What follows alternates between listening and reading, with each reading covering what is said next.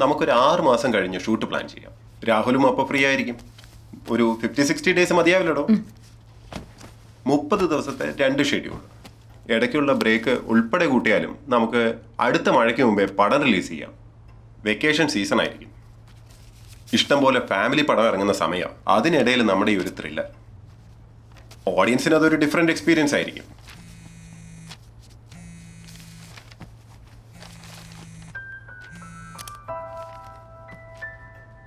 Sir, നമ്മുടെ പടത്തിൽ female forensic സർജൻ്റെ ക്യാരക്ടർ ഈക്വലി ഇമ്പോർട്ടൻ്റ് ആണ്. നമ്മുടെ പഴയ ആക്ടർ അഞ്ജലി മാമിനെ കൊണ്ട് ചെയ്യിപ്പിച്ചാൽ നല്ലതായിരിക്കില്ലേ? അവരിനി ഒരു തിരിച്ചുവരവിന് റെഡി ആവുമോ? ട്രൈ ചെയ്ത് നോക്കുന്നതിന് കുഴപ്പമില്ലല്ലോ സർ. അവർ വന്നു കഴിഞ്ഞാൽ നമ്മുടെ പടത്തിന് ഭയങ്കര ഹൈപ്പായിരിക്കും. താൻ ട്രൈ ചെയ്തോ, ഞാൻ എന്തായാലും അപ്പോയിൻമെന്റ് എടുത്ത് തരാം. Okay sir.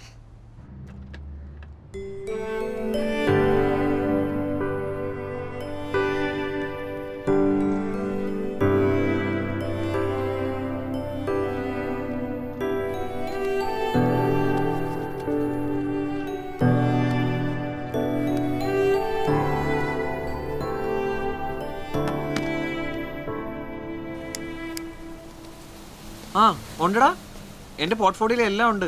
ഹൈറ്റും വെയിറ്റും താടി വെച്ച ഫോട്ടോയും ഷേവ് ചെയ്തും എല്ലാം ഉണ്ട്. നീ ഒരു കാര്യം ചെയ്യും, നിന്റെ വാട്സപ്പ് നമ്പർ താ, ഞാൻ അയക്കാം. ആ ശരി, മെയിൽ ഐ ഡി ഞാൻ അയക്കാം.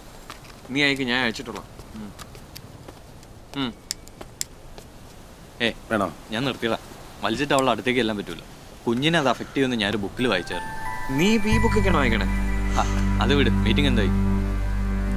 4:30 സമയമുണ്ട്. കഴിഞ്ഞ മീറ്റിംഗിൽ അവർ എസ്കലേഷൻ അടിച്ചായിരുന്നേ. ഒരു എസ്കലേഷൻ അല്ല അളിയാ, അടിക്കട്ടെ.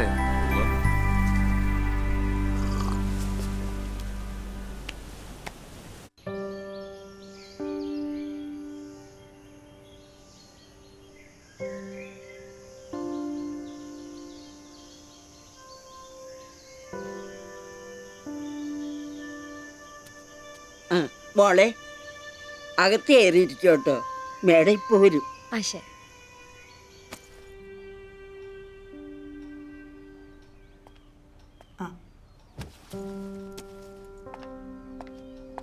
ഇരിക്കും. ഞാനിപ്പോൾ അങ്ങനെ കഥയൊന്നും കേൾക്കാറില്ല കുട്ടി. മാം, ഇത് മാമിന് പറ്റിയ ക്യാരക്ടറാണ്. മാത്രമല്ല മലയാളികളെല്ലാം മാമിന് തിരിച്ചു വരാൻ വെയിറ്റ് ചെയ്യാണ്. അതൊക്കെ താൻ വെറുതെ പറയുന്നതല്ലേ. എന്നെയൊക്കെ ഇപ്പം ആരും ഓർക്കാനാ?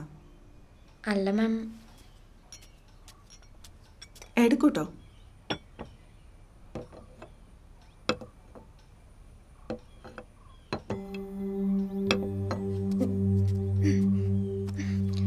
വാഷ്റൂം അവിടെയാ. സാവിത്രി അമ്മ ഒന്ന് കാണിച്ചു കൊടുക്കൂ. വാ മോളെ.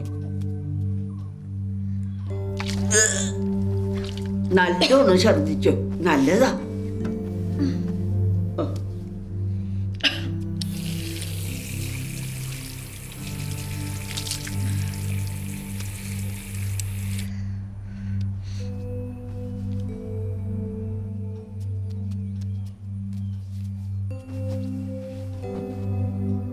ഭയങ്കര ഛർദിലാണെങ്കിലേ ഇരട്ടക്കുട്ടികളായിരിക്കും.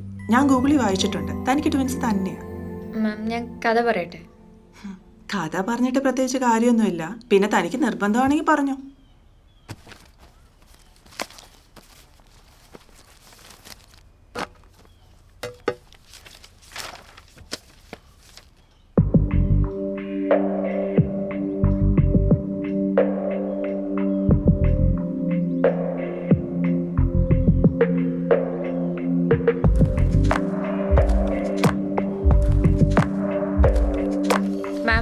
ടൈലൻഡിലാണ് നമ്മൾ ഫോറൻസിക് സർജൻ്റെ പാസ്റ്റ് റിവീൽ ചെയ്യണത്. കൊള്ളാം, നന്നായിട്ടുണ്ട്. പക്ഷെ ഇത് ഹിറ്റാവണമെങ്കിൽ ഞാൻ തിരിച്ചു വരേണ്ട കാര്യമൊന്നുമില്ല. ഏതൊരു നല്ല ആർട്ടിസ്റ്റ് ചെയ്താലും ഇത് നന്നാവും. അത്രയ്ക്ക് ഡെപ്ത് ഉണ്ട് ഈ ക്യാരക്ടറിന്. മാം പ്ലീസ്, എനിക്ക് മാഡത്തെ കൊണ്ട് ഈ ക്യാരക്ടർ ചെയ്യിപ്പിക്കണം എന്നുള്ളത് വളരെ വലിയൊരു ആഗ്രഹമാണ്.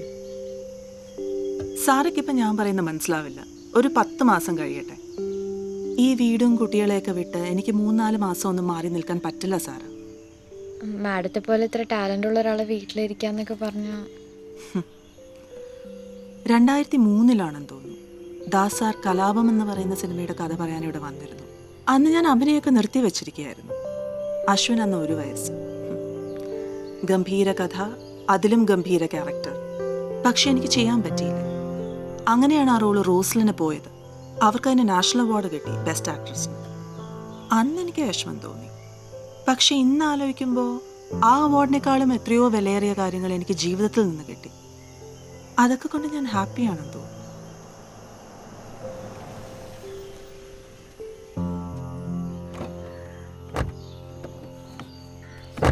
വാ. മോളെ ബാ ബാ ബാ ബാ ബാ അകത്ത് പോയി കളിച്ചോട്ടോ. ആ, ഇതാണോ കഥ പറയുമെന്ന ആള്?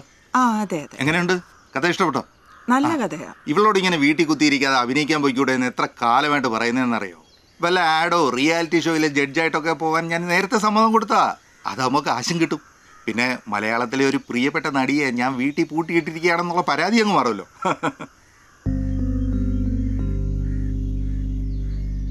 സാറ് ഭാര്യയ്ക്ക് അത്യാവശ്യം ഫ്രീഡം കൊടുക്കുന്ന ഹസ്ബൻഡ് ആണല്ലേ? പിന്നെ റെസ്പെക്ട് വുമൺ എന്നല്ലേ? ശരി മാം, ഞാൻ ഇറങ്ങട്ടെ. മാം ആലോചിച്ചിട്ടൊരു തീരുമാനം പറഞ്ഞാൽ മതി.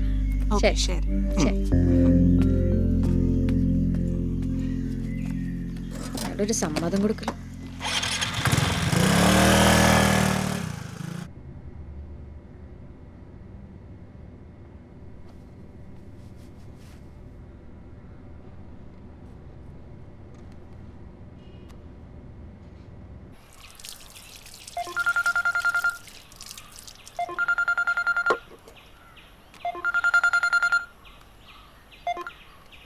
ഹലോ പപ്പ, ഹാപ്പി ആയില്ലേ?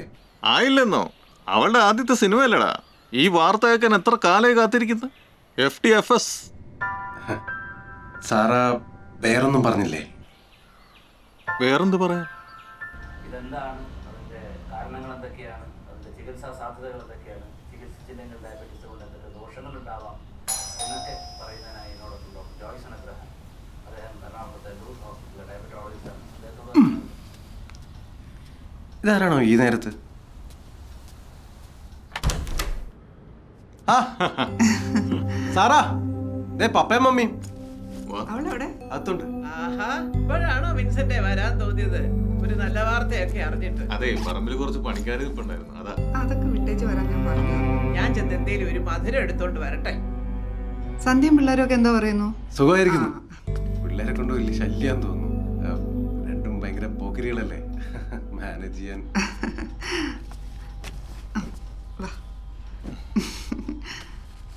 ഞാനെന്നാ അകത്തോട്ട് ചെല്ലട്ടെ, എനിക്ക് ഇച്ചിരി വർക്കുണ്ട്.